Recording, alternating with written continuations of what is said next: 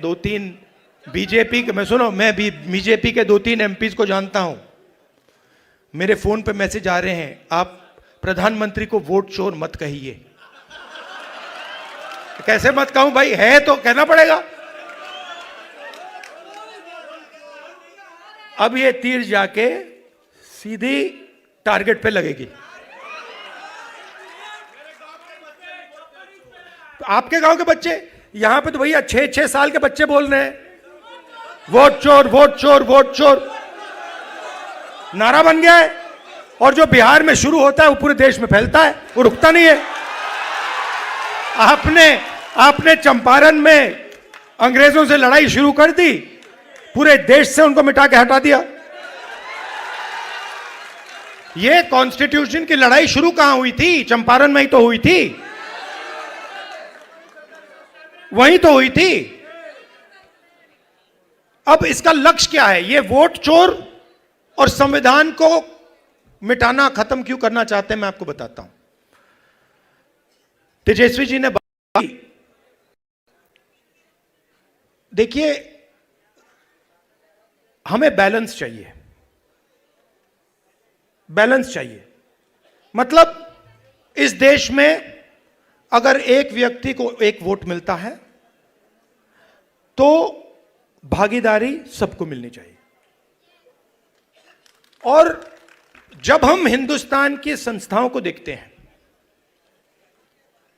और इस बात को पहले मैं इतनी गहराई से नहीं समझता था जितनी आज मैं समझता हूं, जब हम हिंदुस्तान के इंस्टीट्यूशंस को, संस्थाओं को देखते हैं, और कोई भी इंस्टीट्यूशन चुन लो, कॉर्पोरेट इंडिया देख लो,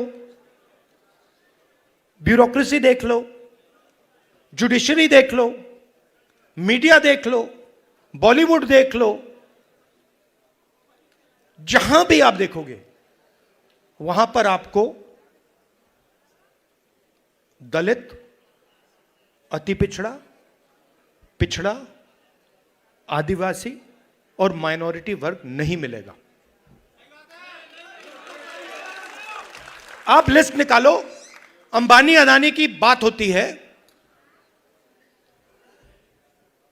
हर कंस्ट्रक्शन प्रोजेक्ट में, हर इंडस्ट्री में, एयरपोर्ट,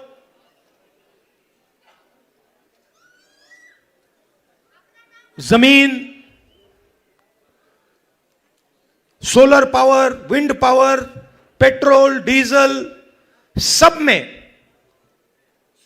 इनके नाम सुनाई देते हैं। 500 हिंदुस्तान की सबसे बड़ी कंपनियां हैं। मैं आपसे आज पूछना चाहता हूं, इन 500 में दलित, आदिवासी, पिछड़ा, अति पिछड़ा वर्ग के कितने मालिक हैं? मतलब हिंदुस्तान की पूरी इकोनॉमी में 90% तो है ही नहीं, 90% है ही नहीं। आप जाते हो प्राइवेट अस्पताल में, जाते हो, सरकार का काम आपके स्वास्थ्य और शिक्षा का देखभाल करने का होता है। ये बिजनेसमैन का काम नहीं होता है, ये सरकार का काम होता है। कि अगर कोई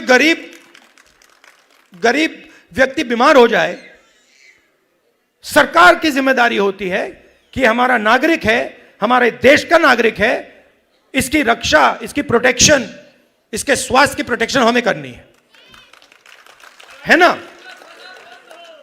कॉन्स्टिट्यूशन में यह नहीं लिखा है कि अगर हिंदुस्तान का कोई गरीब व्यक्ति बीमार हो जाए तो उसे मतलब 6, 10, 15 लाख रुपए का बिल दे दो। लिखा है कहीं? नहीं लिखा है। प्राइवेट स्कूल अस्पताल बंद हो, एक समान शिक्षा, नहीं, वो देखिए, मगर मैं उससे पहले एक सवाल पूछ रहा हूं। प्राइवेट अस्पतालों की लिस्ट निकालिए। ये बड़े बड़े अस्पताल हैं जहां आप लोग जाते हो, जहां आपके जेब से लाखों रुपए निकलता है, इनके मालिकों की लिस्ट निकालिए और मुझे वहां दिखा दीजिए दलित कौन है, आदिवासी कौन है, पिछड़ा कौन है, अति पिछड़ा कौन है, माइनॉरिटी का नाम, वहां नाम दिखा दो।